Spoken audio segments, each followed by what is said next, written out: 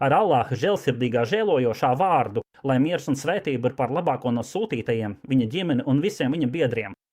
Un tā, šodien mums ir raidījums ar nosaukumu Kas pierāda Muhameda pravietojumu. Un kāpēc jūs ticat cilvēkam, kurš pirms 1400 gadiem teica, ka viņš redzējis Džibrilu un viņam ir vēsts no Dieva? Vai nav iespējams, ka viņš bija melis, maldināts, slims, izdomātājs vai pat izdomāta persona? Kāpēc jūs neapsverat cits variants un tomēr ticat viņa aicinājumam? Mums jautā ateiski, mēs atbildam ar Allāha palīdzību. Šajā raidījumā mēs atbildēsim uz šo jautājumu un redzēsim, ka sekot Muhamedam, lai viņam miers un ticēt viņam ir nepieciešamība, ko nosaka saprāts. Un mēs viņam nesakojam tikai aklas iepatēšanas dēļ, kā apgalvo noliedzēji. Nav neviena cita izskaidrojuma viņa stāvoklim un rīcībai, ka vien tas, ka viņš saņem atklāsmi no Dieva. Un mēs to nesakām tāpēc, ka mums nepatiktu citi skaidrojumi vai ka mēs tos neapsvērtu ticības ietekmē, bet tāpēc, ka jebkurš cits skaidrojums par pravieša stāvokli, izņemot atklāsmi, ir nederīgs un atvasināts. Tu to redzēsi? Un tā kā mēs šeit runājam par pravietības pierādīšanu, un pravietība kopumā, jeb sūtība ir viens no radītājas saziņas veidiem ar cilvēkiem, tā kā mēs par to runājām, tev kā klausītājiem ir jāsaprot, ka vienīgais iespējamais skaidrojums visuma, dzīvības un mūsu pašu eksistencei ir radītājs, un ka jebkurš cits skaidrojums ir loģiski nederīgs, pretrunīgs un nepieņemams. To mēs paskaidrosim pilnīgi atsevišķā sērijā, un tajā tu redzēsi, ka jebkurš cits visuma eksistences skaidrojums, izņemot radītāju, nav iespējams un ir loģiski nederīgs. Un balstoties uz šo nemainīgo patiesību, tu sapratīsi, ka visuma eksistenci ir apsteidzis intelekts, nodoms, mērķis un gudrība. Tās ir īpašības, ko mēs uzzinām par radītāju, raugoties uz viņa radīto. Tas ir, vērojot sevi un visumu. Tāpēc pieņēmums, ka nav vēstījuma vai saziņas, padara šo radītāju par absurdu. Un tas ir pretrunā ar īpašībām, ko mēs vērojot visumu, viņam piedēvējam, tāpēc šāds pieņēmums ir noraidāms. Tāpēc tev jāredz, ka mēs pierādām radītāja esamību un vēstījuma nepieciešamību, balstoties uz to, ko prāts pieprasa, nevis uz to, ko apgalvo pravietis Muhameds. Ja pravietis Muhameds nāk un saka mums, ka ir radītājs un no viņa ir vēstījums, tad viņš saka kaut ko tādu, ko mēs jau gaidījām un ar prātu secinājām, pirms viņš to izteica. Tāpēc tas nav viņa apgalvojums, kam būtu nepieciešams pierādījums, jo tas jau iepriekš ir pierādīts. Taču tas, kam no viņa puses ir nepieciešams pierādījums, ir tas, ka viņš ir patiess, piedēvējot savu vēstījumu Dievam, un ka viņš pats to nav izdomājis vai iedomājies. Šeit arī ir mūsu izpētes būtība. Ja tiek pierādīts, ka viņš to nav izdomājis pats vai iedomājies, tad tas ir no Dieva, un ar to tiek pierādīta viņa pravietība, un uz šī pamata tiek pierādīta Muhameda, lai miers un svētība viņam, pravietība. Mums ir jāplūko tikai viņa patiesīgums vai meli un viņa personība, lai saprast, vai viņš to ir izdomājis vai nē. Un ja viņa vēstījumā nav kļūdu un pretrunu, mēs zinām, ka viņš to nav iedomājies vai radījis kādas savas vainas dēļ. Ja viņš nav mēlis vai slims, tad viņš noteikti ir pravietis. Apskatīsim viņa personību un vēstījumu. Mums ir jāapstiprina islāma naratīvs ar neatkarīgām metodēm, jo tā balstījās uz mutvārdu pārnesi, kad ziņas tika nodotas no viens cilvēku otram, un mums ir neatkarīgi jāpārliecinās, ka šī nodošanas metode ir pareiza un uzticama, un ka tā tiešām sniedz mums patiesus notikumus. To mēs arī darīsim, salīdzinot notikumus, kas mums ir nodoti caur mutvārdu ķēdi ar kaut ko, ko varam pārbaudīt no neatkarīga avota. Ziņu nodošana ar ķēdi, jeb ar isnādu izceļas ar pārsteidzošu pārākumu un augstu ticamību, un to mēs tagad pierādīsim. Tāpēc uz šo metodu var droši paļauties kā uz efektīvu notikumu nodošanas veidu. Kad tas ir pierādīts, mēs varam apskatīt pravieša Muhameda gadījumu un pieņemt vai noraidīt viņa apgalvojumu. Lai ilustrētu augsto uzticamību ziņu nodošanā ar isnādu pēc hadīsu zinātnieku metodes, minēsim piemēru. Piemēram, ņemsim nostāstu, ka Umars ibn al-Khattābs, lai Dievs ir ar viņu apmierināts, nomira Du al-Hidžas mēneša beigās vai 28. Du al-Hidžas dienā, 23. Hidžas gadā. Tas atbilst 644. gada 5. novembrim pēc Kristus. Šī nostāsta pārstāstītājs, izmantojot isnādu, minēja, ka Umāra nāves brīdī Arābijas pussalā notika saules aptumsums. Lai pārliecinātos par notikumu patiesumu, mēs to izpētīsim. Un tā kā stāstītājs mums ir devis gan datumu, gan astronomisku notikumu, proti saules aptumsumu, tad ar aprēķiniem, kas sasniedz pilnīgu pārliecību, var pārliecināties, ka 644. gada 5. novembrī pēc Kristus, tas ir diena, kur minimums stāstītājs, mēs tiešām redzam, ka tajā dienā Arābijas pussalā skaidri bija novērojams saules aptumsums. To parāda astronomiskie aprēķini, kas ir pilnīgi neatkarīgs un ļoti uzticams avots. Tie sakrīt ar hadīsa stāstītāju teikto, kas mums nodots ar musulmaņu pārneses ķēdes metodi. Tas vienkārši nozīmē, ka ķēdes pārnese mums nodeva informāciju par notikumu konkrētā datumā, un mēs patiešām spējām neatkarīgi pārliecināties, ka tas ir noticis. Un nav nepieciešams tev tagad teikt, ka tas vienkārši nozīmē, ka pārneses metode ir uzticama. Citādi nebūtu iespējams nodot notikumu, kas tiešām ir noticis. Otrkārt, pārstāsti mums nodeva, ka Korāns tika atklāts 7 dialektu formās, un ka tas bija pierakstīts dažādos raksturuļos, pirms Osmans apvienoja visus eksemplārus, kuros Korāns bija rakstīts pārējās 7 dialektu formās. Tad Osmans tos pārrakstīja un atstāja tikai vienu dialektu. Un šajos pārstāstos tika minēti panti, kas tika lasīti dažādos veidos, kā arī atšķirības starp 7 dialektu formām. Un tas mums tika nodots ar ķēdi un mutisku nodošanu. Tas ir notikums, par kuru mums pastāstīja ar ķēdi nodots pārstāsts. Un, kad mēs atklājām rokrakstus, kas datējami ar to laiku pirms Osmana apvienoja Korāna eksemplārus, mēs atradām, ka pārstāsta teiktais ir patiess. Tātad rokraksts ir arheoloģisks pierādījums, kas neapšaubāmi apliecina, ka panti bija rakstīti ar citiem burtiem, tieši tā kā minēts hadīsos. Un tas vienkārši nozīmē, ka ar ķēdi nodotais pārstāsts atkal spēja mums nodot notikumu, par kura patiesumu mēs pilnībā neatkarīgi pārliecinājāmies. Un nav nepieciešams tev teikt, ka šādā veidā nodošanas metode kļuva ļoti uzticama. Un piemēri ir daudz, bet es aprobežošos ar šo, lai būtu īsāk. Un tas viss ir atzinis.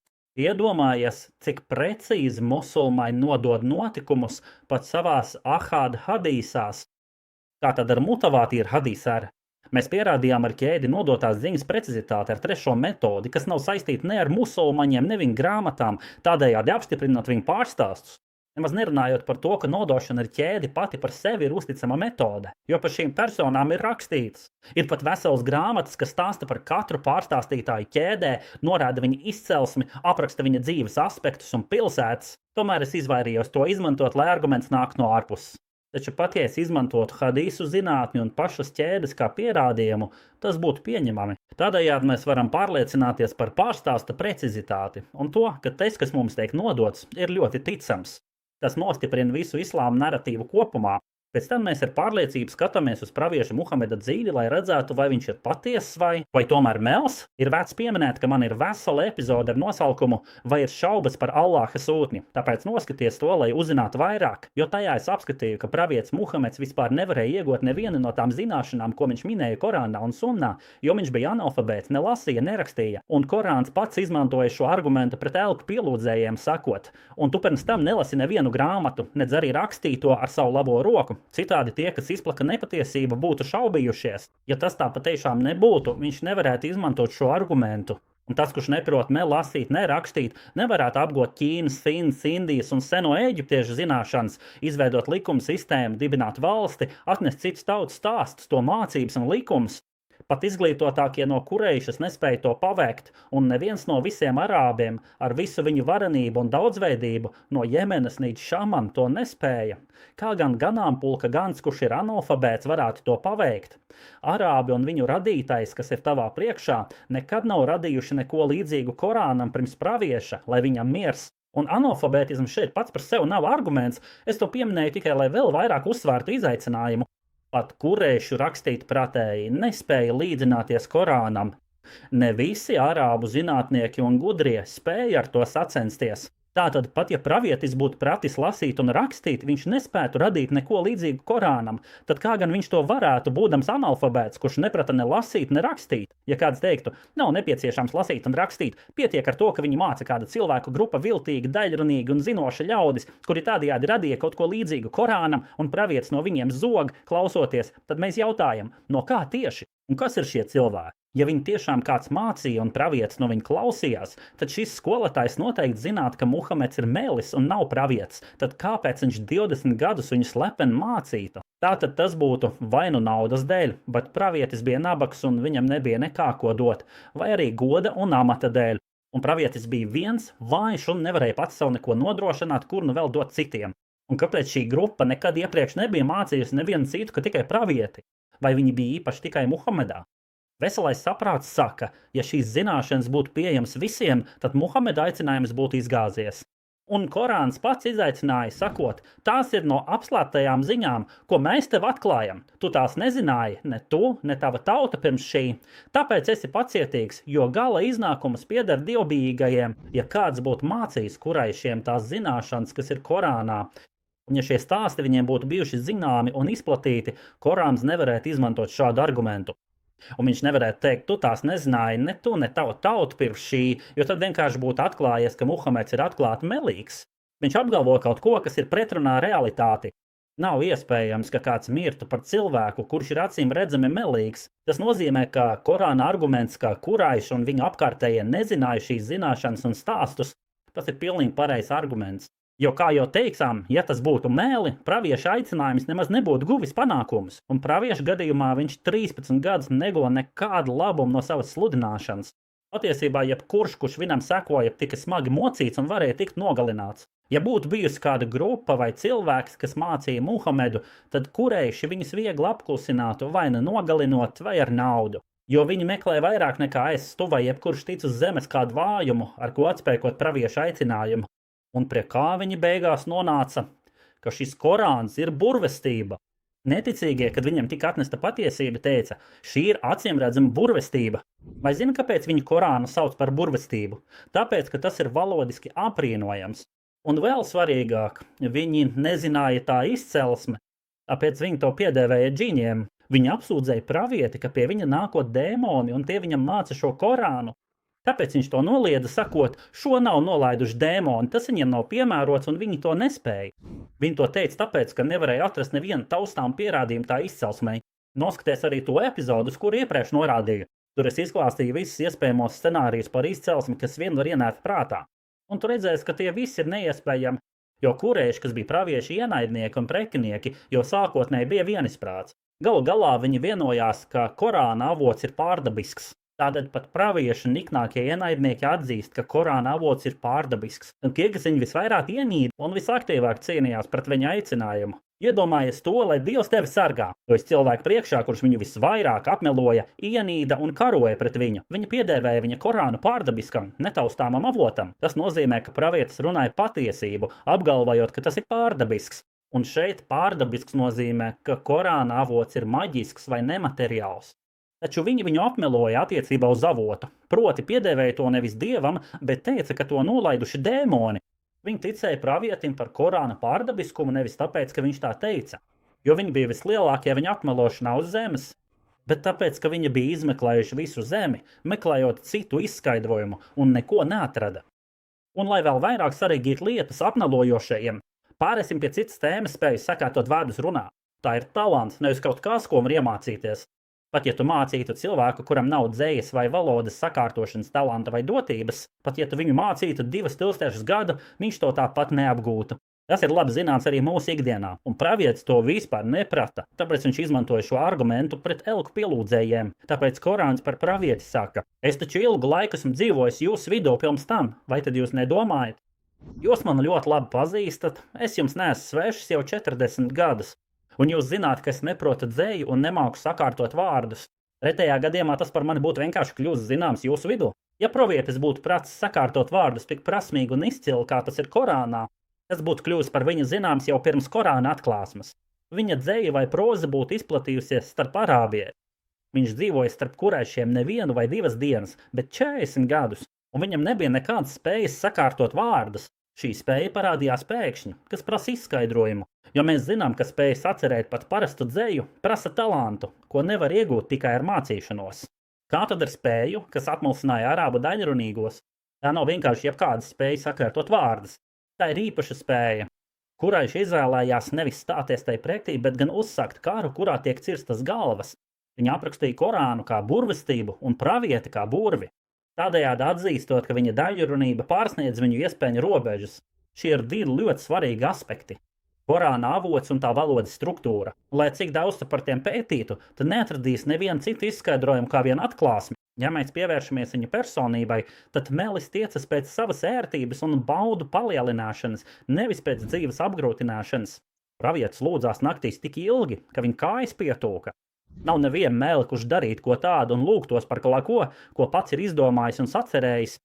Tas nav nekāds saprātīgi. Biedri bija kā novērotāji, kas uzraudzīja praviešu patiesīgumu.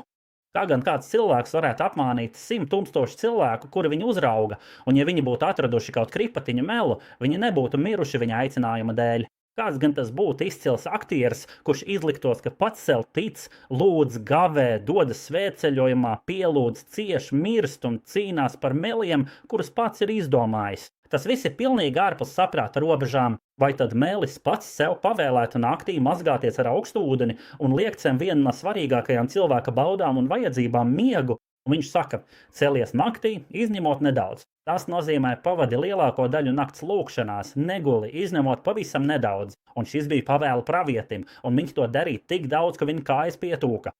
Kurš gan melis darītu ko tādu un lūgtos visu nakti par kaut ko, par ko pats zina, ka tas ir pilnīgs blēņas? Un kurš melis raudātu un viņas asaras birtu, kad viņš dzird vārdus, kurus pats ir izdomājis, zinot, ka tie ir pilnīgi meli? Un kurš melis paciestu visdažādākos mocību un pazemojumu veidus 13 gadus viena paša meli dēļ, ko pats ir izdomājis un sacerējis? Un kurš melis pacelt zobenu un likt savu kaklu pretī ienaidnieku zobeniem, nezinot, kad to nocirtīs, tikai viena paša izdomāta meli dēļ? Pastāstiet mums jūs, kas neticat. Un vai, ja kāds no jums samelotu un pēc tam saņemtu pliķi pa vaigu, vai viņš turpinātu melot, vai tomēr atzītos un atzītu patiesību? Dievs zina, lielākā daļa no jums atkāptos jau pēc vienas pļaukas un neizturētu pat ērkšķa dūrienu savu melu dēļ. Un tad jūs apsūdzat pravieti melošanā. Vai jums nav kauna? Praviešu pārbaudītā uzvedība liek jebkuram, kurš viņu sauc par mēli, apjukt, smieties pašam par sevi un saprast, ka vārds mēlis viņam pašam piestāv 1000 reižu vairāk nekā tas jebkad varētu attiekties uz pravieti. Tad nu izsakiet savu spriedumu, lai Dievs jūs svētī. Kurš mēls darītu to, ko darīja pravietis? Piemēri par praviešu uzvedību, kas apliecina viņa patiesumu, ir neskaitāmi daudz. Tas padara iespēju, ka pravietis būtu melojis. Pilnīgi neiespējami. Tām varētu noticēt tikai kāds, kurš savu prātu ir pārdevis par sīpolu mīzām vai pat mazāk. Ja tiek teikts, nav šaubu, ka viņa uzvedība dievkalpošanā nepārprotami rāda, ka viņš ir patiesi savā aicinājumā. Taču varbūt tas ir maldīgs priekšstats vai slimība, piemēram, temporālās daivas epilepsija. Tātad Muhameds nemelo, bet pats tic, ka ir pravietis šīs slimības dēļ. Mēs sakām, viņa uzvedība varētu liecināt par viņa patiesumu tikai tad, ja viņa vēsts būtu patiesa. Tāpēc mēs viņu sekošanu dievkalpojumiem izskaidrojam ar atklāsmes ietekmi uz viņu. Bez tās viņš nebūtu ne pielūdzis, ne lūdzies. Un šādu uzvedību izskaidrot ar epilepsiju vai līdzīgu slimību ir pilnīgi nepamatoti. To viegli atspēko vienkārši salīdzinājums, un tas nevar būt pareizi. Par šo tēmu ir arī iepriekšēja sērija pirms manas atgriešanās, kurā tiek runāts par hadīsiem, kas saista atklāsme ar epilepsiju. Mēs jau paskaidrojām, ka tas, kas tur tika minēts, ir aplams vienkārši iemesla dēļ. Tiek izvēlēti tikai tie hadīsi, kas atbalsta secinājumu, ka pravietim bija epilepsija, bet netiek ņemti vērā citi hadīsi par atklāsmi, kas uz to nenorāda. Tātad viss, kas tika minēts šajā sērijā, balstās uz selektīvu pieeju, kurā tiek izvēlēts tikai tas, kas atbilst iepriekš pieņemtajiem secinājumiem. Tas nekādā gadījumā nav pieņemami. Tas nav derīgs arguments. Taču piekāpjoties, un mēs iesim kopā ar noliedzējiem līdz pašai pēdējai robežai un teiksim, pieņemsim, ka tie hadīsi, kurus var saistīt ar neiroloģisku stāvokli, ir patiesi. Un mēs pieņemsim viņu selektīvo pieeju, lai gan tas loģiski nav pieņemami un ir sagrozīta metode. Bet, kā jau teicām, neiziesim kopā ar noliedzējiem līdz pašai pēdējai robežai. Tātad mēs sakām, ka pat tad, ja pieņemam šo iespēju un balstamies uz selektīvu pieeju avotiem, tas nepalīdzēs pierādīt epilepsiju, jo tas ir medicīniski neiespējami. Tas ir tāpēc, ka slimnieks lēkņu laikā savās dzirdes halucinācijās nedzird sakarīgu unu, bet gan dzird atsevišķas nesakarīgas bezjēdzīgas skaņas. Viņš dzirdēja, kā apkārtojas viņa vārds vai kāds cits vārds, vai arī nedabiskas skaņas, piemēram, bungu dārdoņu vai dūkoņu. Viņš nekad nedzirdēs sakārtotu sarežģītu runu ar jēgu un nozīmi. Tas vienkārši ir medicīniski, zinātniski, bioloģiski un visos līmeņos neiespējami, jo smadzenes lēkmes laikā ir izkliedētas un tajās notiek nejauši nervu impulsi. Tas nozīmē, ka tās nedarbojas. Un ja tās nedarbojas, tad nav iespējams radīt kaut ko ar jebkādu nozīmi. Kā tad varētu tikt radīts teksts kā Korāns, kas ar savu daļrunību pārspēja arāvus? Pravietis, kad viņa seja svīda un kļūst sarkana, dzirdēja atklāsmi un teica, pēc tam, kad tā no manis aizgāja, es atkārtoju to, kas tika teikts. Tas nozīmē, ka, kad šis stāvoklis pāriet, viņš sāk recitēt viņam atklātās ājas. Tāds ir savstarpēji saistīts ājas ar ļoti skaidru nozīmi, un medicīniski ir pilnīgi neiespējami tās dzirdēt lēkmes laikā, jo pašas lēkmes daba to nepieļauj. Ja šajā laikā smadzenes ir atslēgtas un nespēja radīt saistītu runu, lielākajā daļā lēkņu pacients vispār neko neatceras, jo īpaši, ja tā ir vispārēja lēkme, kas ietekmē visu smadzeni, un ir nepieciešams laiks, kas var ilgt pat vairākas stundas, lai cilvēks atgūtos un pārvarētu ģīboņa sekas, viņš nespēj salikt kopā nevienu teikumu vai pateikt jebko. Tas ir pretēji tam, kas minēts hadīsos, kurus mēs sākotnēji izvēlējāmies. Turklāt lēkme ilgs tikai dažas minūtes, un nav iespējams, ka tā turpinātos ilgāk. Savukārt Sūra al-An'ām tika nolaista pravietiem vienā reizē naktī, un tās nolasīšana aizņem apmēram 30 minūtes. Ja slimnieks šajā laikā paliktu lēkmē, viņš vispār nomirtu. Lai attaisnot praviešu melošanu pašam sev un izskaidrot viņu uzvedību, mums tas būtu jāpiedēvē tādai slimībai kā epilepsija un ar to saistītajiem psihiskajiem traucējumiem. Tāpēc orientālisti balstījās uz selektīvu pieeju avotiem, lai to pierādītu. Un tas ir tāpēc, ka viņi kaunas paši no sevis pateikt to, ko nesen parādījušies ateisti saka atklāti. Proti, ka Muhameds ir melis, viņi ir lasījuši viņa biogrāfiju un zina, ka tas ir neiespējami. Tāpēc viņa attaisnojas slimība. Un šis viņu attaisnojums prasa ne tikai selektīvu pieeju, bet arī pilnīgu medicīnas, bioloģijas un neirozinātnes noliekšanu. Tātad šis apgalvojums ir nepamatots, praviešu apņēmību un uzvedību var izskaidrot tikai vienā gadījumā, ja to ietekmējis atklāsmes spēks viņa dvēselē. Un tas noteikti apliecina, ka viņš ir pravietis. Jebkurš cits pieņēmums nespēja izskaidrot neko no tā, ko mēs zinām par pravieti miera viņam, no vēsturiskā stāstījuma, kuru patiesumu esam pierādījuši. Tagad nonākam pie citas sadaļas pravietības pierādīšanā, kas atšķiras no tā, kā raugāmies uz pašu pravieti. Kā jau minējām iepriekš, tas galīgi pierāda atklāsni, un to nevar interpretēt nekādā citā veidā, jo jebkurš cits skaidrojums nav iespējams.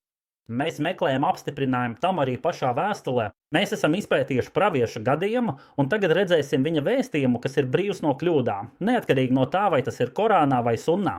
Pravietis Muhameds, miers un svētība lai ir ar viņu, neko neizlaida, nepieminot to medicīnā, astronomijā, nolēmumos, atlaidēs, likumdošanā, līkuma garā, miera sanāksmē viņš neko nav izlaidis, tomēr kļūdu nav. Tāpēc aplūkojiet jebkura filozofa vai runātāja darbas viduslaikos.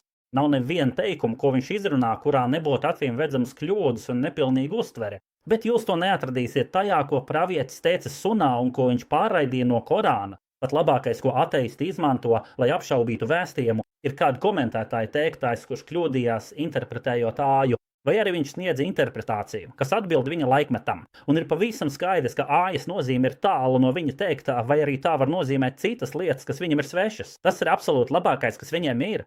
Un es zinu, kas viņiem ir. Un izaicinājums ir atvērts jebkuram no viņiem, kurš vēlas pierādīt kaut vienu kļūdu un patiešām to pierādīt.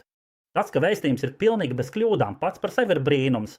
Un kā būtu, ja tajā būtu norādes, kuras nebija iespējams zināt pravieša laikā, un kas bija pretrunā ar to laika vispār pieņemto, zināmo un nostiprināto starp visiem tā laikmeta cilvēkiem. Un tas ir bieži sastopams gan Korānā, gan Sunnā. Bet, lai būtu īsāk, es došu divus piemērus. Pirmais ir no vēstures zinātnēm. Korāns atteicās saukt Ēģiptes valdnieku Jāzepa laikā par faraonu, laboja šo apzīmējumu, un visā Jāzepa stāstā Korānā viņu sauca par karali.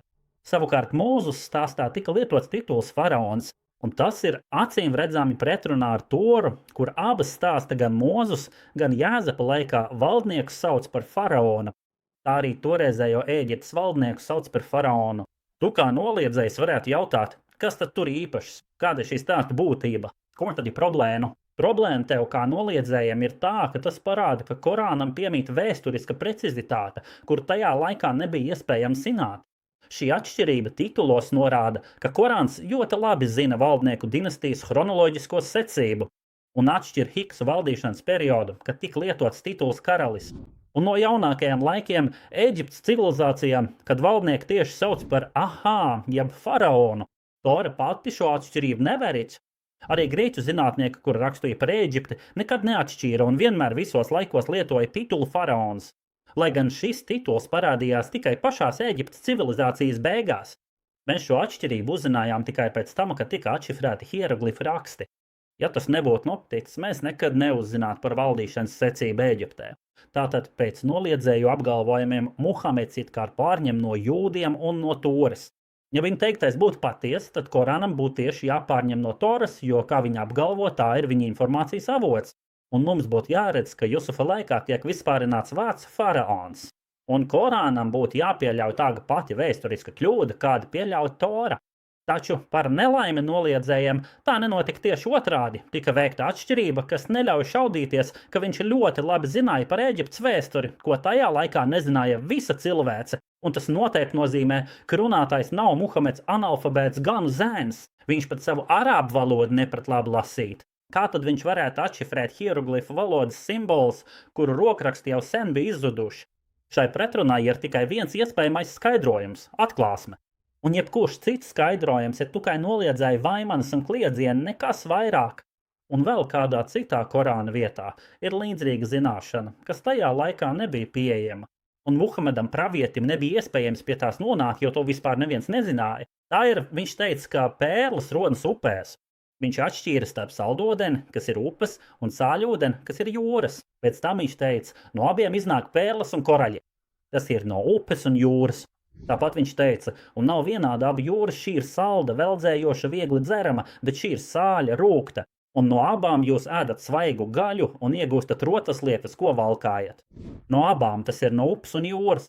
Un tas bija kas tāds, ko viņa vidē uzskatīja par kļūdainu. Pat komentētāji, kuri bija ļoti zinoši ceļotāji, kā arī tā laika zinātnieki, brīnījās par šiem Korāna vārdiem. Daži pat teica, ka šeit ir kāda kļūda vai kā arābiem domāts tikai viens no tiem, jo vienkārši pēļu iegūšana no upēm šajā reģionā nebija vispār zināma un tika uzskatīta par kļūdainu priekšstatu. Taču šodien mēs zinām, ka tas ir pareizi. Ķīnas upēs pērles tiešām iegūst no upēm. Lai gan tajā laikā vispār pieņemtās un neapstrīdamās zināšanas bija, ka pērles no upēm nevar iegūt. Tomēr Korāns tam iebilda un teica pretējo. Tāpat viņš iebilda arī Torai attiecībā uz faraona titulu Jāsepa laikā. Viņš izvēlas apzināti iebilst pret izplatīto un zināmo. Un vēlāk mums kļūst skaidrs, ka Korānam bija taisnība, bet tie, kas tam iebilda, kļūdījās. Jo pērles patiešām tiek iegūtas no upēm. Un noteikti pravietis Muhameds nebija apmeklējis kādu attālu vietējo sabiedrību Ķīnā, lai to uzzinātu. Šī bija lokāla, šaurā mērogā izplatīta prakse, ko nezināja pat tie, kas dzīvoja simtiem gadu pēc pravieša. Arī tirdzniecība ar upju pērlēm bija ļoti lokāla. Ar tām nekad nav notikusi plaša tirdzniecība, un mūsu vēsturiskās zināšanas liecina, ka ar tām netirgojās lielos attālumos kā ar jūras pērlēm, bet tās tika izmantotas tikai lokāli un šaurā mērogā. Lai zinātu šo informāciju, pravietim būtu jābūt dzimušam kādā Ķīnas ciematā, kur nodarbojas ar upju pērlēm. Protams, tas nekad nav noticis. Tas arī izskaidro komentētāju apjukumu par šiem pantiem. Jo neskatoties uz viņa ceļojumiem un pieredzi austrumos un rietumos, viņa nekad nebija dzirdējuši vai zinājuši par ko tādu, lai gan, kā jau teicām, viņa dzīvoja simtiem gadu pēc pravieša, tāpēc viņi bija apjukuši, līdz vēlāk atklājās, ka Korāna apraksts ir pareizs. Korāns ne tikai nav brīvs no kļūdām, bet arī sniedz zināšanas, kas apsteidz un pārspēj sava laikmeta zināšanas, tik ļoti, ka tas pat iebilst pret tā laika izplatītajiem uzskatiem un pierāda visiem kļūdu. Tas liek ticīgajiem būt apjukušiem, jo tas ir pretrunā ar vispār pieņemtajiem uzskatiem, kas viņu acīs šķiet absolūti pareizi. Pēc tam nāk paaudzes, kas redz, ka Korāns nav sekojis kļūdainajam uzštatam, lai gan tas bija izplatīts, bet gan tam iebildis, un ne jau jebkā, bet tieši tam, kas bija pareizs un viņa laikmetā neiespējami zināms. Un tikai mūsdienu attīstītās zināšanas ir spējušas pierādīt tā pareizību. Tas nozīmē, ka to var izskaidrot tikai ar atklāsmi. Tāpat pravietis riskēja ar visu savu misiju un atklāja Korāna vārds pārbaudē un rūpīgai izpētē. Viņš ne tikai iebilda pret sava laika izplatītajiem uzskatiem. Vēlāk mums kļūst skaidrs, ka viņam bija taisnība, bet viņš iebilda arī pret ļoti ticamām prognozēm, kas gandrīz šķita neizbēgamas, un pravietis tās noraidīja par labu citām. Piemēram, Korāns paredzēja, ka romieši uzvarēs pēc tam, kad persieši tos bija sakāvuši, ieņēmuši Iliju jeb Jeruzalemi, nostiprinājuši krustu viņu zemēs, lai pazemot romiešu ticību, sagrāvuši viņu armijas, un romieši bija zaudējuši Šamu un plašus apgabalus. Arī Ēģipte krita persiešu rokās. Tās imperators gandrīz bija spiest vēgt uz austrumiem, viņa armija bija izjukusi un impērija bija uz sabrukuma robežas. Tad nāca pravietis un tika atklāts Korāns ar vārdiem, kas tika uzskatīti par pilnīgu neprātu. Un viņš paredzēja gandrīz neiespējamu notikumu, ka romieši atdzims pēc tam, kad bija sadragāti un sašķelti, viņi īsā laikā atgūsies un sakaus persiešus. Tā tika teikts, romieši tika sakauti tuvākajā zemē, bet pēc savas sakāves viņi uzvarēs.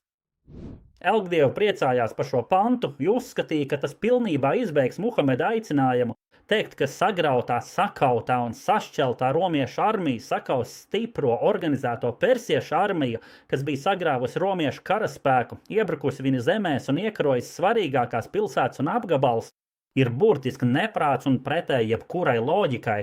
To neapgalvoja neviens cits, ka tikai Muhameds Mekas tuksnesī, kurš vispār nesaprata neko par šo karu. Viņš vienkārši bija dzirdējis, ka romieši ir sagrauti. Tad viņš teica, ka romieši pēc tam uzvarēs dažu gadu laikā, un Korāns to apstiprināja. Patiesībā Korāns to pateica ar uzsvērumu teikumiem, kas padara visas Muhameda prasības viegli apgāžamas. Tajā teikts, romieši tika sakauti tuvākajā zemē, bet pēc savas sakāves viņi uzvarēs dažu gadu laikā. Dievam pieder vara pirms un pēc. Un tajā dienā ticīgie priecāsies par Dievu uzvaru, viņš palīdz, kam vēlas, un viņš ir visvarenais, žēlsirdīgais. Dieva solījums, Dievs nepārkāp savu solījumu, bet vairums cilvēku to nezina. Viņš šo pravietojumu nosauc par Dieva solījumu, lai tā nepiepildīšanās būtu nepārprotams Korāna apgāzums. Un patiešām notika tieši tā, kā Korāns bija paredzējis. Un kāds varētu jautāt, kāpēc Korāns teica dažu gadu laikā?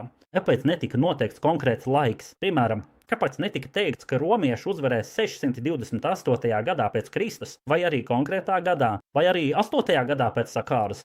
Kāpēc tad sev tiek dots laika posms no 3 līdz 9 gadiem, lai pravietojums piepildītos? Vai tad Dievs nezina visu? Tātad viņam būtu jāzina uzvaras laiks ar augstu precizitāti, nevis jānosaka laika posms, kas ļauj izvairīties no atbildības. Šo iebildumu man reiz izteica kāds ateists diskusijā, tāpēc atbildēsim uz to šādi. Pirmkārt, iespēja, ka romieši vispār uzvarēs, bija praktiski neiespējama, jo impērija gandrīz sabruka, tās līderis bija uz bēgšanas robežas, tās sašķelās un zaudēja savas svarīgākās un spējīgākās teritorijas. Tā, kad paredzēt, ka romieši atkal uzvarēs, pats par sevi bija gluži vai neprāts, un iedomājies, ja vēl būtu noteikts īsts laika posms. Otkārt, Korāna teiktais dažu gadu laikā vienā no nozīmēm norāda uz to, ka tas notiks šo dažu gadu laikā. Un tas ir mājiens, ka romieši neuzvarēs uzreiz, bet gan spēs gūt vairākas uzvaras par persiešiem, līdz beidzot tos sakaus izšķirošajā kaujā. Un tieši tā arī notika, jo romiešu uzvaras sākās 622. gadā un beidzās ar lielu persiešu sakāvi 628. gadā. Tātad romiešu uzvara nebija tūlītais notikums, bet gan notikums, kas ilga vairākus gadus, kā teiks Korānā. Ja Korāns būtu teicis, ka romieši uzvarēs vai gūs virsroku tikai 628. gadā pēc Kristus, tad tas nebūtu bijis precīzi, jo pirms šī datuma romiešiem jau bija uzvaras un panākumi iepriekšējos gados. Un neticīgie būtu apšaubījuši Korānu, taču notika tā, ka daudzi no viņiem pieņēma islāmu, jo Korāns sniedza ārkārtīgi precīzi un nevainojamu informāciju. Tātad tika teikts, ka uzvara un pārākums aizņems noteikti gadu periodu un nenotiks uzreiz kādā konkrētā gadā. Tāpēc konkrēta gada noteikšana šajā kontekstā nebūtu precīza pareģošana, kā to saprot ateists, bet gan kļūda. Korāns ne tikai pareģoja uzvaru, bet arī precīzi noteica tās raksturu. Tātad, ja viņš teiktu,